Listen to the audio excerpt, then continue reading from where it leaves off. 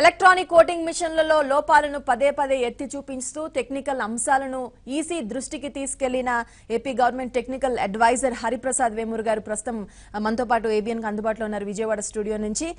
Hariprasad garu, very good evening sir. Good evening అమ్మా. Sir, very glad to have you. First of all, చాలా మంది సాధారణంగా EC మొదట ఎప్పుడైతే ఇందులో ఉన్న ఏమైనా ఇబ్బందులు ఉంటే వాటికి సంబంధించిన టెక్నికల్ ఇష్యూస్ ని బయట పెట్టాలన్న సందర్భంలో ఒక 10 ఏళ్ల క్రితమే the very first technocrat who వాళ్ళ దృష్టికి తీసుకెళ్లిన వ్యక్తుల్లో మొదటి వ్యక్తి. We're very proud for that first of all sir. So ఇప్పుడు ఈ ఎన్నికల్లో ప్రధానంగా ఏ అంశాల్లో మీకు లోపాలు కనిపించినాయి? మీరు చంద్రబాబు నాయుడు గారు కూడా ఎలక్షన్ కమిషన్ వద్దకు వెళ్ళినప్పుడు ఏ అంశాలను ప్రధానంగా ప్రస్తావించారు?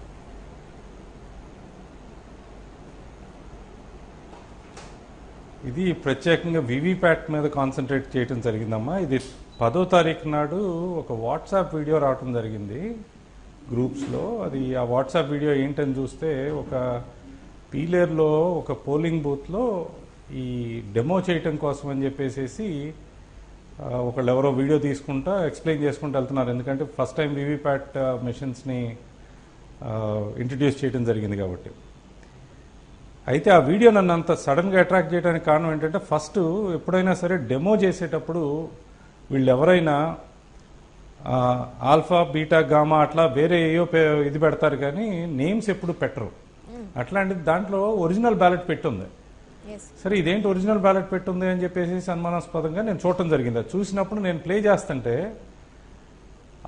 ఏదైతే voter verified paper audit trial slip ఏదైతే ఉందో, ఆ స్లిప్ జస్ట్ ఇప్పుడు మీరు చూపించే దాంట్లో ఆ కనపడే రైట్ సైడ్ మిషన్ ఏదైతే ఉందో, మీరు యాక్చువల్గా ఒరిజినల్ మిషన్ చూపిస్తున్నారు, ప్లస్ రైట్ సైడ్ లో ఇంకొకటి కనపడుతుంది రెడ్ది. ఆ రెడ్ పార్ట్ ఏదైతే ఉందో అది మొన్న పీలర్లో మిషన్ అనమాట. నేను మొన్న ట్విట్టర్లో కూడా పెట్టడం జరిగింది. ఇప్పుడు దీంట్లో ఏంటంటే 3 seconds పాటు ఫ్లాష్ అయ్యి ఓటర్ స్లిప్ అనేది ఆ తర్వాత మాయమైపోయింది. యాక్చువల్గా అలా జరగకూడదు. ఈసీ రాసిన మాన్యువల్ ప్రకారం కానీ వాళ్ళు రాసిన కోడ్ ప్రకారం కానీ యాక్చువల్గా ఇది 7 seconds పాటు రావాలి. 7 seconds రాకుండా 3 seconds వచ్చిందన్న మరుక్షణం ఒక అనుమానం ఏమొచ్చిందంటే, దీంట్లో ఉన్న కోడ్ ఇదేనా, కోడ్ ఏమన్నా మారిపోయిందా అని. ఏమంటే చిత్తూరు కలెక్టర్ ప్రద్యుమ్న గారికి ఫోన్ చేయడం జరిగింది. ప్రద్యుమ్న గారు ఇలా ఉంది ఏంటి చూడండి అనగానే ఆయన ఎమ్మటే స్పందించి అర్ధరాత్రి 11, 12 అయింది. ఆయన స్పందించి ఎమ్మటే బిఎల్ ఇంజనీర్స్తో మాట్లాడి వాళ్ళు 3 అయినా 7 అయినా పెద్ద తేడా ఏం లేదు అని అన్నారండి అని చెప్పి అన్నారు. అంటే జనరల్ గా కామన్ పబ్లిక్ కూడా ఇది అర్థం కాదు. నాకు కనపడింది కదా 3 అయితే ఏంటి 7 అయితే ఏంటి అనుకుంటారు. కానీ ఒక మిషన్ లో కోడ్ రాసినప్పుడు ఇది 7 seconds రాస్తే 7 seconds వస్తుంది, 3 రాస్తే 3కే వస్తుంది. ఎలక్షన్ కమిషన్ 7 అని చెప్పినప్పుడు 3 వచ్చిందంటే దాంట్లో కోడ్ ఏదో మారిపోయిందని అనుమానం వచ్చేసింది అనమాట. అదే విషయాన్ని నేను మళ్ళీ ఆ కలెక్టర్ గారి దృష్టికి తీసుకెళ్తే ప్రద్యుమ్న గారు ఏమన్నారంటే, అవసరమైతే మిషన్ మార్చేస్తామండి అన్నారు. కానీ నాలో ఆ అనుమానం రాగానే ఇమీడియట్ నేను ముఖ్యమంత్రి గారి దృష్టికి తీసుకెళ్ళడం జరిగింది. ఆయన ఎమ్మటే మొత్తం క్యాడర్ అందరినీ అలర్ట్ చేశారు. ఏమని, ఇలా 3 seconds 7 seconds రావాల్సింది 3 seconds వస్తుందంట, ఇది వస్తే కనుక ప్రిసీడింగ్ ఆఫీసర్ డైరీలో నోట్ చేయించండి అని చెప్పారు. కానీ చాలా మందికి ఈ వివిప్యాట్ కొత్తగా ఇంప్లిమెంట్ చేయడం వలన చాలా మందికి తెలియదు. కాకపోతే విస్తృతంగా మేము ఫోన్లో 4:30 కూడా ముఖ్యమంత్రి గారు అందరికీ చెప్పడం, ఇవన్నీ చెప్పడం వలన నాకు తెలిసి ఎక్కడికక్కడ ఎవరి కాళ్ళు 3 seconds వచ్చిన వీడియోలన్నీ పంపించడం మొదలెట్టారు. కానీ ఇది మాక్ పోల్లో వచ్చినప్పుడు ఆపేయాలని కానీ లేకపోతే ఇంకోటని కానీ ప్రతి ఒక్కరికి తెలియలా. అది కంటిన్యూ మూవ్ అవుతూ పోయింది. సో వీడియోలు మా దగ్గరకు రాగానే ఇమీడియట్ గా నేను ట్విట్టర్ మాధ్యమం ద్వారా ఈ ఎలక్షన్ కమిషన్కి ఇవ్వడం జరిగింది. ఎలక్షన్ కమిషన్ ఇదేంటో చూడండి, ఇది 3 seconds 7 seconds తేల్చండి అని చెప్పడం జరిగింది. ఆ తర్వాత ఎలక్షన్లో జరిగిన ఫార్స్ మీకు తెలుసు. పోటెత్తి జనాలు రావటం, వీళ్ళ మిషన్లు పనిచేయకపోవటం, ఆ తర్వాత సాయంత్రం అర్ధరాత్రి దాకా లేకపోతే తెల్లారగట్ట దాకా ఇది జరగటం. ఈ సందర్భంలో ముఖ్యమంత్రి గారు ఇమీడియట్గా ఎలక్షన్ కమిషన్ దృష్టికి వీటిని తీసుకెళ్లి అక్కడ ప్రజెంట్ చేసే క్రమంలో నన్ను కూడా రమ్మన్నారు. ఎందుకు అంటే, ఒకటి వాళ్ళ అడ్మినిస్ట్రేటివ్ వైఫల్యాలు అనేది ఒక ఎత్తు అయితే, సాంకేతికంగా కూడా ఇట్లాంటిది ఉంది, మన ఎలక్షన్ అయిపోయి ఉండొచ్చు కాక దేశం మొత్తానికి ఇదే వాడుతున్నారు, దేశానికి తెలియాలి అని చెప్పి నన్ను తీసుకెళ్ళడం జరిగింది. అలా నేను ఎలక్షన్ కమిషన్కి వెళ్ళి ఎలక్షన్ కమిషన్లో సిఈసికి నేను దీన్ని చెప్పడం జరిగిందమ్మా.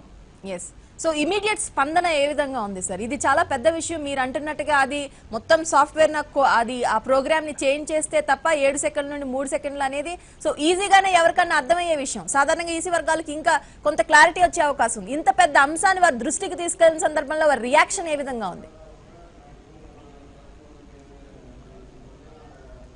చీఫ్ ఎలక్షన్ కమిషనర్ గారు ఆ రోజు నేను చెప్తుంటే ఇది సాంకేతిక పరమైన అంశం కాబట్టి 4 గంటలకు వస్తే మా technical expert committee chairman professor Sahani garu ఉన్నారు, ఢిల్లీ ఐఐటి ప్రొఫెసర్. ఆయన వచ్చి ఆయన చూస్తారు, మీరు ఆయనకి చెప్తే ఆయన మీకు కన్విన్స్ చేసేటట్టు చెప్పగలుగుతారని అనుకుంటున్నాం, మాకు తెలిసి అన్ని మిషన్లు బాగున్నాయి అన్నట్టే చెప్పారు. ఆ తర్వాత 4 గంటలకు నేను అక్కడికి వెళ్ళటం, నాకు వాళ్ళు ఒక రూమ్లో తీసుకెళ్ళి ఒక టేబుల్ మీద ఒక పెద్ద బండిల్, నేనును మన ఎంపీ రామ్మోహన్ నాయుడు గారు ఇద్దరం కలిసి వెళ్ళాం అక్కడికి. ఒక 25 నిమిషాలు కూర్చోబెట్టారు, ఎవరు మమ్మల్ని పలకరించిన పాప అనుకోలేదు, మంచినీళ్ళు ఇచ్చారు, కూర్చోబెట్టారు. 25 నిమిషాల తర్వాత లోపల పిలిచి సాహని గారు ఉన్నారు, deputy election commissioner Sudeep Jain, ఇంకొక డిప్యూటీ ఎలక్షన్ కమిషనర్ గారు, ముగ్గురు ఉన్నారు.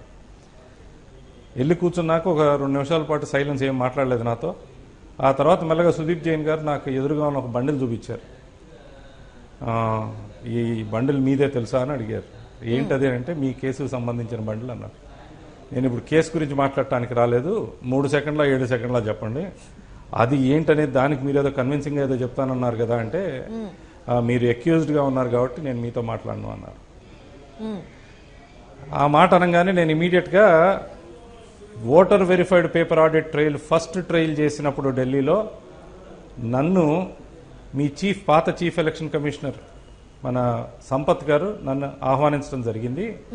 నేనే వచ్చి చూసి సలహాలు, దాంట్లో ఉన్న లోపాలు సలహాలు చెప్పడం జరిగింది. ఆ సజెషన్స్ కూడా నోట్ చేసుకుని నాతో సంతకం పెట్టించుకున్నారు. అప్పుడు లేని ప్రాబ్లం మీకు ఇప్పుడు ఎందుకు వచ్చిందని కూడా అడగడం జరిగింది. లేదు మేము అక్యూజ్డ్తో మేము మాట్లాడమన్నారు. అనగానే రామ్మోహన్ నాయుడు గారు ఊరుకోవాలి. రామ్మోహన్ నాయుడు గారు ఇన్స్టెంట్గా ఆయనతో మాట్లాడకపోతే నాతో మాట్లాడండి అన్నారు. మేము రెడీగా లేము, రేపు మాట్లాడతామన్నారు. రేపు మాట్లాడతామని ఆయన సుదీప్ జైన్ గారు రేపు మాట్లాడదాము అని అనటం, ఎమ్మటే ప్రొఫెసర్ సహాని గారేమో నేను రేపు కూడా బిజీ, నేను రేపు కలవను అని చెప్పి అంటాము. అది ఆ తర్వాత మేము ఇంటిమేట్ చేస్తాం వెళ్ళిపోండి అని చెప్పటం. ఆ సాయంత్రం వచ్చేసరికి పార్టీ లీగల్ ప్రెసిడెంట్కి లెటర్ రాశారంట. ఏమని, ఇతను ఈ ఈవీఎం కేసులో దీంట్లో ఉన్నాడు, ఏది అక్యూజ్డ్గా ఉన్నాడు, కాబట్టి ఇతను తప్పితే ఇంకెవరు వచ్చినా కూడా మేము మాట్లాడతాం కానీ ఇతనితో మేము మాట్లాడము, ఇలాంటి అతన్ని తీసుకురావడం పద్ధతి కాదు అన్న టైప్లో చాలా దారుణంగా రాశారు. 8 సంవత్సరాలుగా ఛార్జ్ షీట్ లేదు, ఏమీ లేదు దీనికి. వారి వ్యవహార శైలి, వాళ్ళ ఇమీడియట్ రియాక్షన్, మీరు అడిగిన క్వశ్చన్ సమాధానం చెప్పే పరిస్థితిలో లేదమ్మా. సస్పిషియస్ గా అనిపించిందా? సమాధానం చెప్పే ధైర్యం లేదు. ఇక్కడ పచ్చిగా దొరికిపోయారు, వేరే ఏమీ చెప్పక్కర్లేదు. క్లియర్గా నా వీడియోలో కూడా పెట్టాను. ఎంతో మంది ఓట్లు వేసిన వాళ్ళు అందరూ కూడా చూసుంటారు. ఒక అలారంలో మీరు పొద్దున్న 7 గంటలకు అలారం పెట్టుకుంటే 7 గంటలకు మోగుతుంది, 3 గంటలకు మోగిందంటే ఎవడో వచ్చి మార్చినట్టేనా కాదా? అది వాళ్ళకి క్లియర్ కట్గా తెలుసు. దాన్ని ఎలా కప్పిపుచ్చుకోవాలో అర్థం కాలేదు. వాళ్ళు ఒకవేళ ట్యాంపరింగ్ లాంటిది జరగకపోయి ఉంటే కనీసం ఒక మాట చెప్పొచ్చు, మా బిఎల్ ఇంజనీర్లు డిజైన్ చేశారు, వీటిల్లో తప్పు జరిగింది, సో దీన్ని సరిదిద్దుకుంటాము అని ఒక మాట అనొచ్చు. వాళ్ళ చెప్పకుండా ఎదురు అటాక్ చేద్దామనే ఉద్దేశంతో వచ్చారు. ఇప్పటికీ ఇది 3వ రోజు, ఇప్పటి వరకు సమాధానం చెప్పట్లేదు. నేషనల్ ఛానల్స్ దగ్గర నుంచి అన్ని అడుగుతున్నాయి, సమాధానం చెప్తే ఏమైంది? రెండోది, మరొక అనుమానాస్పదమైంది నాకు కనపడింది ఏంటంటే, నవంబర్లో వీళ్ళు మిషన్లు ఎందుకు తెప్పించుకున్నారు? 7 రాష్ట్రాల నుంచి మిషన్లు తెప్పించుకోవడం జరిగింది. మొత్తం ఉన్న ఎగ్జిస్టింగ్ ఆల్ మిషన్స్ ని వెనక్కి తెప్పించుకుని మళ్ళీ కొత్తవి పంపించారు. అది కొత్తవి పంపించారా వాటినే పంపించారా తెలీదు. దాంట్లో రాయటం మాత్రం ఏదో అల్యూమినియం ప్లేట్లు ఉన్నాయి, అల్యూమినియం కవర్ ఉంది, దాన్ని స్టీల్ కవర్ కింద మార్చాలి. ఈవీఎం లోపల అల్యూమినియం కవర్లను తీసి ఈ స్టీల్ కవర్లు పెట్టాలి. సాంకేతిక నిపుణుల సలహా మేరకు మేము అడుగుతున్నాము, మీరు అన్ని పంపించండి అన్నారు. ఇది ఎప్పుడైనా సరే ఇది పార్టీలకు తెలుసా? మిషన్లు స్టేట్ నుంచి కదలాలి అంటే పొలిటికల్ పార్టీలన్నీ వచ్చి సంతకం పెట్టాలి. వీళ్ళు ఎవరితో సంతకం పెట్టించుకున్నారో, ఎక్కడికి తీసుకెళ్లారు, ఏంటి, ప్రతిదీ అనుమానాస్పదంగా కనపడినప్పుడు మనం అడగటంలో తప్పే ఉంది. వాళ్ళు అడిగిన దానికి ఇది జరిగింది ఇది అని చెప్పి పబ్లిష్ చేస్తే, అనుమానాలు నివృత్తి చేస్తే ఈ ఆందోళన ఉండదు కదా ఎవరికి. ఎస్, 3 ప్రధానమైన అంశాలు హరిప్రసాద్ గారు. ఒకటి 3 సెకండ్ల అంశం, ఇంకొకటి వాటర్ స్లిప్, ఏదైతే వీవీప్యాట్ లో వచ్చే స్లిప్ కింద డ్రాప్ అయ్యే సమయంలో ఒక లైట్ ఫ్లాష్ అవుతుంది, క్లియర్ గా కనిపించట్లేదని చెప్తున్నారు. సో సాధారణంగా వీవీప్యాట్ ఇంట్రడ్యూస్ చేసిన ఉద్దేశం ఏదైతే ఉందో అది పూర్తిగా నిర్వీర్యమైపోయింది. హరిప్రసాద్ గారు ఇప్పుడు వినిపిస్తుందా? రైట్, నా మాట హరిప్రసాద్ గారికి అర్థం కావట్లేదు, చిన్న టెక్నికల్ ఇష్యూ, అది సాల్వ్ చేసుకున్న తర్వాత మనం హరిప్రసాద్ గారితో మరింత సమయం మాట్లాడే. తిరిగి స్వాగతం. హరిప్రసాద్ గారు, మీరు చెప్తున్న అంశాల్లో మరో ప్రధానమైన అంశం, సో ఈ 3 సెకండ్లో డిస్ప్లే అవ్వడం ఒక ప్రధానమైన ఇష్యూ అయితే, ఇంకొకటి మీరు చెప్తున్న దాంట్లో సో స్లిప్, వీవీప్యాట్ లోని స్లిప్ డ్రాప్ అయిన సందర్భంలో అది క్లియర్ గా పడినట్టు కనిపించట్లేదు, ఒక ఫ్లాష్ లైట్ వస్తుంది. సో దట్ ఆ స్లిప్ లో ఏముందో కనిపించకుండా పోయే లా కనిపిస్తోంది అక్కడ. సో దీని కారణంగా ఏ అంశం కోసం అయితే వీవీప్యాట్ ని ఇంట్రడ్యూస్ చేశారో ఆ ఉద్దేశమే పూర్తిగా వేస్ట్ అయినట్టుగా కనిపించట్లేదా?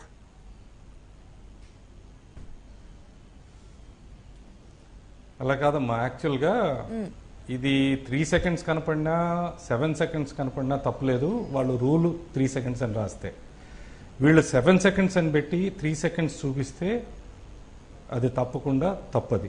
రెండోది, అసలు ఈ వీవీప్యాట్ యాక్చువల్ రూల్ ప్రకారం ఓటు ప్రింట్ అయ్యి కిందకి డ్రాప్ అవుతున్నది కూడా చూపించాలి. మీరు నేను పెట్టిన వీడియోలో మీరు చూస్తుంటే కనపడుతుంది, ఒరిజినల్ మెషిన్లో ప్రింట్ అయిన మరుక్షణం అది మెల్లగా కిందకి జారుతుంది, జారి మొత్తం ఆ విండో అంతా నింపిన మరుక్షణం 1, 2, 3, 7 సెకండ్ల పాటు ఉండి ఆ తర్వాత కట్టే లోపల పట్టం కూడా కనపడాలి. అప్పుడు దాకా లైట్ ఆగటానికి వీల్లేదు. అసలు ఫస్ట్ వీళ్ళు 1 వే సీ త్రూ గ్లాస్ పెట్టడమే పెద్ద తప్పు. ట్రాన్స్పరెంట్ గ్లాస్ పెట్టాలి. ఆ ట్రాన్స్పరెంట్ గ్లాస్ పెట్టకుండా లైట్ వెలిగినప్పుడు మాత్రమే కనపడే పద్ధతిలో పెట్టారు. ఓకే, ఎందుకంటే ఆ గ్లాస్ నుంచి మిగతా ఓట్లు ఏమున్నాయో ఆ లోపలికి ఏమైనా తొంగి చూస్తారేమో, అంటే అలా ఉందేమో డిజైన్, నాకు తెలియదు. వీళ్ళది ఆ చూపించడం ఫ్లాషింగ్ అనేది మాత్రం అది చాలా తప్పు. ఎందుకు అంటే ఇప్పుడు మీరు ఓటేసినప్పుడు వచ్చిన ఫ్లాష్ ఏదైతే మీకు చూపించారో అది కట్ చేసి లోపల పడేయకుండా మీ తర్వాత వచ్చిన వాళ్ళకి కూడా అదే ఓటు చూపించవచ్చు. వాళ్ళ ఓటు బదులు వేరే వాళ్ళకు ఓటు వేయచ్చు. దీనికి ఆస్కారం ఉంది. ఇప్పుడు ఈ వీవీప్యాట్ మిషన్ కనుక ఎవరన్నా క్రిమినల్స్ టేక్ ఓవర్ చేశారంటే కళ్ళు మూసుకుని మొత్తం ఓటింగ్ సిస్టమ్ని అపహాస్యం చేయొచ్చు. కాబట్టి అది ఫ్లాషింగ్ అనేది ఫస్ట్ తప్పు. అది ఫ్లాషింగ్ ఉండకూడదు. అది కంపల్సరీ డ్రాప్ అయ్యి ఆ తర్వాత మీరు 3 సెకండ్లు పెడితే పెట్టుకోండి, 2 సెకండ్లు పెడితే పెట్టుకోండి. ఓటర్కి ఎలా సౌలభ్యం ఉంటుందో అలా చేయండి. కానీ ప్రింట్ అయ్యి డ్రాప్ అవటం అనేది మాత్రం ఎట్టి పరిస్థితుల్లో చూపించాలి. రైట్, ఇక నవంబర్ మొదటి వారంలో జరిగిన ఒక కీలకమైన అంశం, సో రాష్ట్రం నుంచి మొత్తం దాదాపు 8 రాష్ట్రాల నుంచి ఈవీఎంలను వెనక్కి తీసుకెళ్లారంటున్నారు. సో దానికి మీరు చెప్తున్న కారణంలో ఎంతవరకు సహేతుకత కనిపిస్తుంది? ఏంటి ఈవీఎంలో నిజంగా ఆ కవరింగ్ ఏదైతే ఉంటుందో అల్యూమినియం కవర్స్ ఉంటాయా, దాన్ని స్టీల్ కవర్ గా మార్చాలని ఏదో చెప్పారు, అదొక రీజన్ కి చెప్పారని. అసలు వాట్స్ ఆల్ బిహైండ్ దిస్? అసలు ఈ అల్యూమినియం కవర్, స్టీల్, ఇందులో ఏమన్నా సహేతుకత కనిపిస్తుందా మీకు?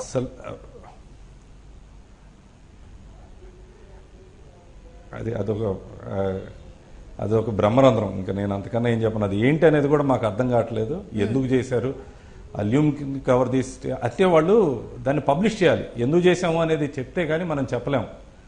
వాళ్ళు అలా చెప్పకుండా అలా సైలెంట్గా తీసుకెళ్ళినట్టు కనపడితే ఆటోమేటిక్గా అనుమానాలు వస్తాయి కదా. సాంకేతికతకిను కవర్లకి సంబంధం ఏంటి అనేది, అంటే ఒకటి హీట్ సింక్లు ఇట్లాంటివి ఉంటాయి, ఏమన్నా మార్చడం ఏమైనా చేశారా ఏంటనేది నాకు తెలియదు. అది కాకపోతే అల్యూమినియం స్టీల్ పెట్టడానికి ఎందుకు చేశారు అనేది వాళ్ళ దగ్గర నుంచే సమాధానం రావాలి. హరిప్రసాద్ గారు, ఇక జనరల్ గా మీలాంటి వాళ్ళు ఎవరైనా మాట్లాడిన సందర్భంలో ర్యాండమైజేషన్ పద్ధతి ద్వారా ఏ మిషన్ ఎక్కడికి వెళ్తుందో తెలీదు, సో అక్కడ పార్టీ సింబల్ కి సంబంధించి ఎవరు ఏ నెంబర్ లో ఉంటారో తెలీదు. సో ఇవన్నీ చాలా పర్మిటేషన్ కాంబినేషన్స్ ఉంటాయి కాబట్టి ఒక ఈవీఎం ని మనకు కావాల్సినట్టుగా కోడ్ రాసుకోవడానికి అవకాశం ఉండదు. ఇదే అన్నిటికన్నా అతిపెద్ద పారదర్శకత. ఎప్పుడైనా ఈసీ వర్గాలైనా కొంతమంది టెక్నికల్ అడ్వైజర్స్ అన్నా చెప్పే అంశాలు ఇవన్నీ. సో కానీ నిజంగానే వాళ్ళు చెప్తున్నట్టుగా సాధ్యాసాధ్యాల కోసం ఒక్కసారి ఎక్స్ప్లెయిన్ చేసే ప్రయత్నం. మీకు ఈ ర్యాండమైజేషన్ అనే దాని గురించి ఒకసారి మాట్లాడదాం. డిస్ట్రిక్ట్ వేర్ హౌస్లో ఉన్న ఈవీఎంని ఫస్ట్ లెవెల్ చెక్ చేసిన తర్వాత ఏ కాన్స్టిట్యున్సీస్కి వెళ్ళాలి అనే దానికి వీళ్ళు ఫస్ట్ లెవెల్ ర్యాండమైజేషన్ చేస్తారు. ఆ చేసి మాక్ పోల్ రన్ చేసి తర్వాత కింద ఉన్న కాన్స్టిట్యున్సీలు పంపించి కాన్స్టిట్యున్సీల్లో కూడా మళ్ళీ పోలింగ్ బూతుల కోసం ర్యాండమైజేషన్ చేస్తారు. ఈ ర్యాండమైజేషన్ చేసిన తర్వాత బ్యాలెట్ పేపర్లు అతికిస్తారు దాని మీద. ఈ బ్యాలెట్ పేపర్లో వాళ్ళ ఆల్ఫాబెటికల్ ఆర్డర్ ప్రకారం ప్లస్ పార్టీల ఆర్డర్ ప్రకారం వాళ్ళ కీస్ కేటాయించడం జరుగుతుంది. బ్యాలెట్ యూనిట్లో ఉన్న బటన్స్ కేటాయించడం జరుగుతుంది. వీవీప్యాట్ అనేది ఇంట్రడ్యూస్ చేసిన తర్వాత కొన్ని చూడటానికి